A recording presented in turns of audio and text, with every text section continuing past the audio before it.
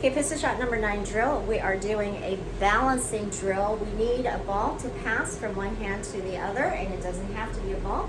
And then as a optional tool to make it harder, we want something, anything that's going to create a little bit of a give, okay? So a pillow, a cushion, an actual, if you have a balancing disc like I'm going to use, or a ghost to the ball, or at the very least you could take even a yoga block, or take your yoga mat and fold it or roll it, okay?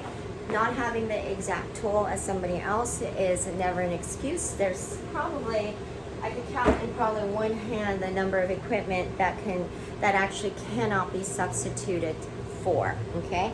So we're going to use what we have.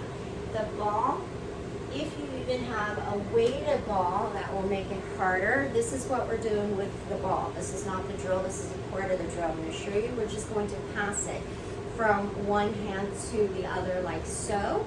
That's why we want something that we're able to hold with one hand, and the ball makes it more comfortable.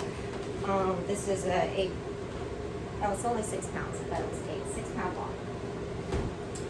Now, if we are going to use the balance, the one leg balance as a drill, there's some slight differences than the balancing assessment, okay? Remember, if you didn't do the assessment, go back and do the assessment. I want you to be able to do the 30-second hold without anything anything fancy before you progress on to this drill, okay?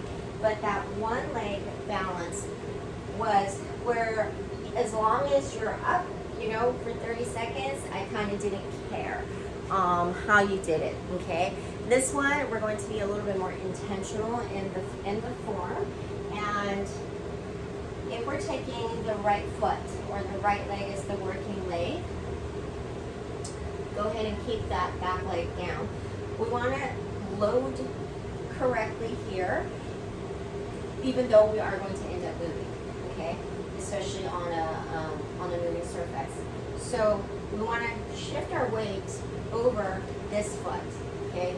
Obviously, this is our working foot, and we want to make sure that we have contact under the full side of our foot.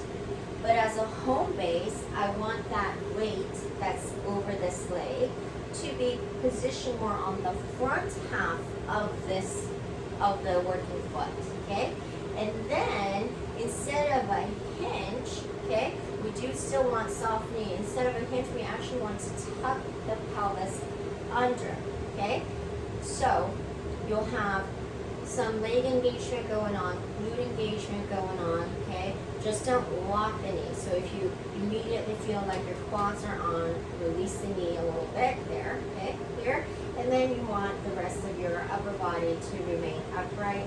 You should still be able to pass that straight line from ear to shoulder to the side of the hips, side of the knee, to the ankle, okay? All right, good. So that's your setup. Your home base is the front half. Then you will take the foot off, okay, the other foot off. All right, so I'm going to show you from the front side with the ball. Here's how we're going to do the drill. We're going to do one leg here, and then go in the same direction, okay, of the ball pass, okay? I'm going to go for about 20 to 30, and if you're wobbling so much that you're going to fall, and you still want to continue, have something nearby where you could support yourself for the fall, or just go ahead and tap slightly and reset, okay? Versus trying so hard like this, okay? We don't want to be trying to over sway, okay? And you will have sway because, especially if you're having a weighted ball, you are moving this, right? So you're not trying to be, completely fixed and move only the ball. You're going to move with it. Moving with it is kind of part of the drill that you're able to react, okay? So we're going to do one leg in one direction, and then we'll do the other leg in the same direction, okay? So set yourself up, take that foot off, and of course this is my completely wonky side still, okay? And same direction of the ball 2 times through each foot. Then we'll change, go back to our original foot, and then change the direction of the ball pass, okay?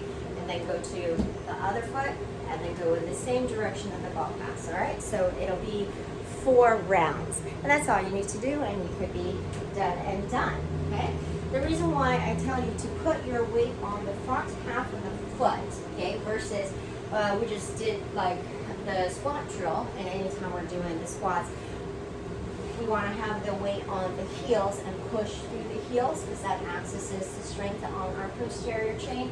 Everything on the back side, that's for strength and stability. When we're working balance and agility, we want to shift that weight to the front half because that's going to help you be more reactive and balanced and be more agile and being able to change direction and go with the flow. And also, if you have your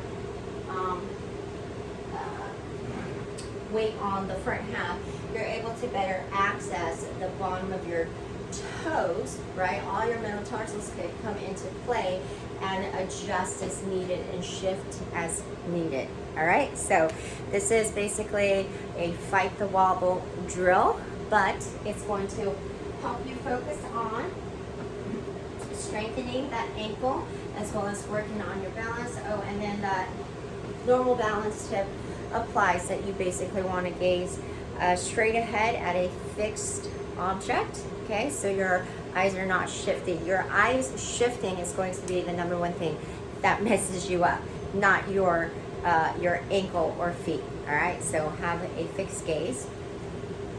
And that's the drill. Give it a go.